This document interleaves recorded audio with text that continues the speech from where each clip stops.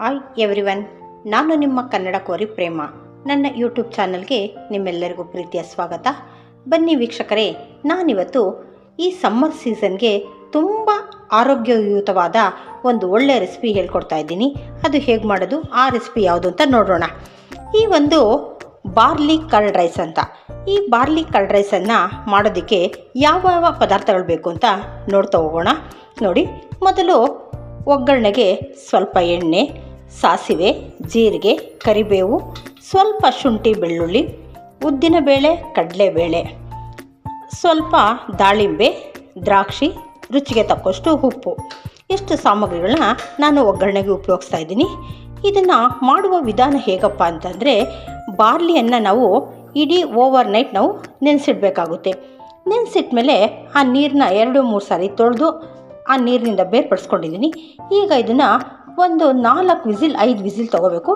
ತುಂಬ ಸಾಫ್ಟಾಗಿ ಬೇಯಬೇಕು. ಆ ಬೆಂದಿದ್ದಾದಮೇಲೆ ಇದನ್ನು ಯಾವ ರೀತಿ ಒಗ್ಗರಣೆ ಮಾಡೋದು ಅಂತ ಹೇಳ್ಕೊಡ್ತೀನಿ. ಇದು ಎಷ್ಟು ಒಳ್ಳೆಯ ಆಹಾರ ಅಂತಂದರೆ, BP, ಶುಗರ್ ಇರೋರಿಗೆ ಮತ್ತು ಡಯಟ್ ಮಾಡೋರಿಗೆ ಎಲ್ರಿಗೂ ಉತ್ತಮ ಆಹಾರ. ಬೆಳಗಿನ ಬ್ರೇಕ್ಫಾಸ್ಟ್ಗೆ ಇದನ್ನು ಮಾಡಿ ನಾವು ತಿಂದರೆ ಸ್ಯಾಟಿಸ್ಫ್ಯಾಕ್ಷನ್ನು ಇರುತ್ತೆ.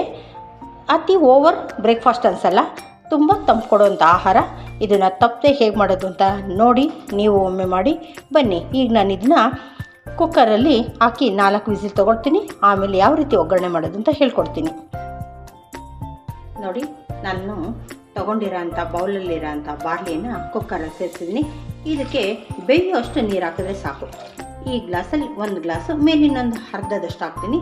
ಹಾಕಿ 4 ವಿಷಲ್ ತೊಗೊಂಡ್ರೆ ಅಷ್ಟರಲ್ಲಿ ನೀಟಾಗಿ ಬೆಂದಿರುತ್ತೆ.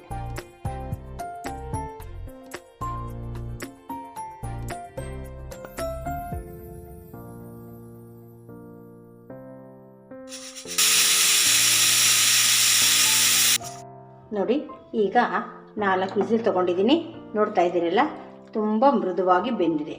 ಈ ಥರ ನೋಡಿ, ತುಂಬ ಸಾಫ್ಟಾಗಿದೆ. ಈಗ ಏನು ಮಾಡಬೇಕಪ್ಪ ಅಂದರೆ, ಇದನ್ನು ಒಂದು ಸಾರಿ ಜಾರಲ್ಲಿ ಹಾಕಿ 1 ರೌಂಡ್ ಮಿಕ್ಸಿ ಮಾಡ್ಕೊಳ್ಬೇಕು.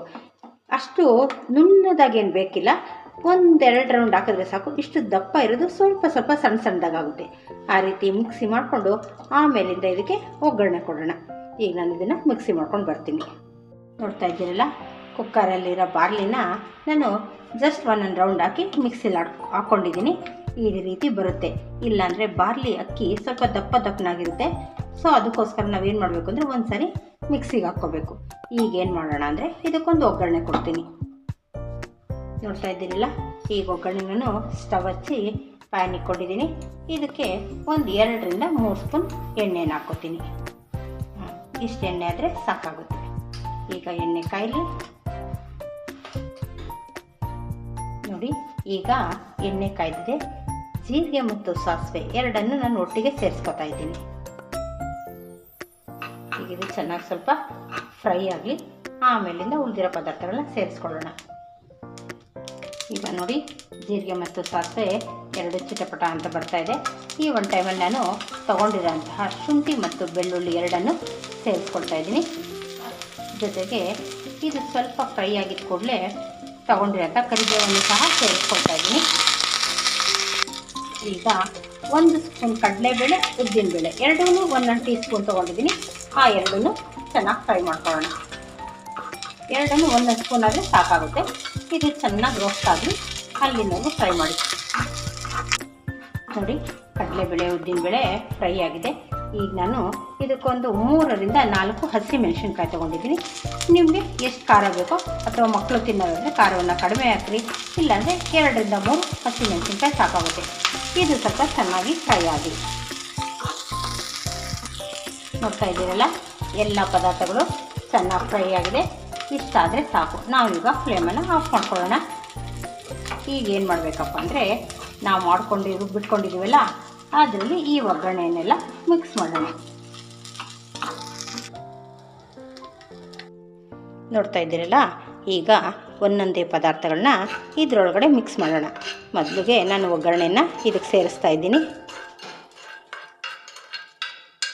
ಆ ನಂತರ ನಾವು ತೊಗೊಂಡಿರೋ ಅಂಥ ದ್ರಾಕ್ಷಿ,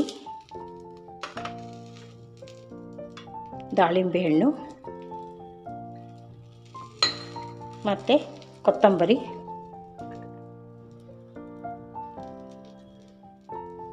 ಜೊತೆಗೆ ಸ್ವಲ್ಪ ಕ್ಯಾರೆಟ್ನು ಸಹ ಸೇರಿಸ್ತೀನಿ, ಯಾಕೆಂದರೆ ಮಕ್ಕಳಿಗೆ ತಿನ್ನೋದಕ್ಕೂ ಇಷ್ಟ ಆಗುತ್ತೆ, ನೋಡೋದಕ್ಕೂ ಚೆನ್ನಾಗಿ ಕಾಣುತ್ತೆ.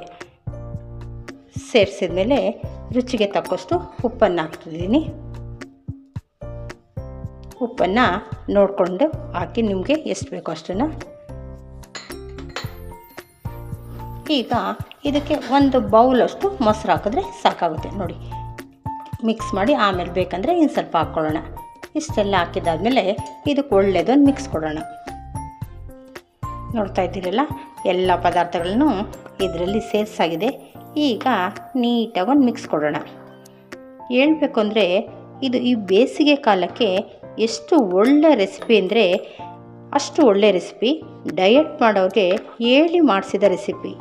ಜೊತೆಗೆ ಇದನ್ನು ತಿಂದರೆ ಮಕ್ಕಳಿಗೆ ಎಲ್ರಿಗೂ ಇಷ್ಟ ಆಗುತ್ತೆ. ಈ ರೀತಿ ಒಗ್ಗರಣೆ ಹಾಕಿ ಮೊಸರೆಲ್ಲ ಹಾಕಿ ಹಣ್ಣುಗಳ್ನ ಹಾಕಿದ್ರೆ ಮಕ್ಕಳು ಕೂಡ ಇಷ್ಟಪಟ್ಟು ತಿಂತಾರೆ. ಹಾಗಾಗಿ ನೀವು ಇದನ್ನು ಒಮ್ಮೆ ಟ್ರೈ ಮಾಡಿ, ನಿಮ್ಮ ಮನೇಲೂ ಎಲ್ಲ ಇಷ್ಟಪಡ್ತೀರ. ನೋಡ್ತಾಯಿರಿ, ಮಿಕ್ಸ್ ಮಾಡಬೇಕಾದ್ರೇ ಎಷ್ಟು ನೀಟಾಗಿ ಕಲರ್ಫುಲ್ಲಾಗಿ ಕಾಣುತ್ತೆ. ಎಲ್ರಿಗೂ ತಿನ್ನಬೇಕು ಅನಿಸುತ್ತಲ್ವ? ನೋಡಿ, ರುಚಿಕರವಾದ ಹಾಗೂ ಆರೋಗ್ಯಯುತವಾದಂತಹ ಬಾರ್ಲಿ ಕರ್ಡ್ ರೈಸ್ ರೆಡಿಯಾಗಿದೆ. ನಿಮಗೂ ಎಲ್ಲ ಇಷ್ಟ ಆದರೆ ಇದನ್ನು ಲೈಕ್ ಮಾಡಿ, ಶೇರ್ ಮಾಡಿ, ಸಬ್ಸ್ಕ್ರೈಬ್ ಮಾಡೋದನ್ನ ಮರಿಬೇಡಿ. Thank you.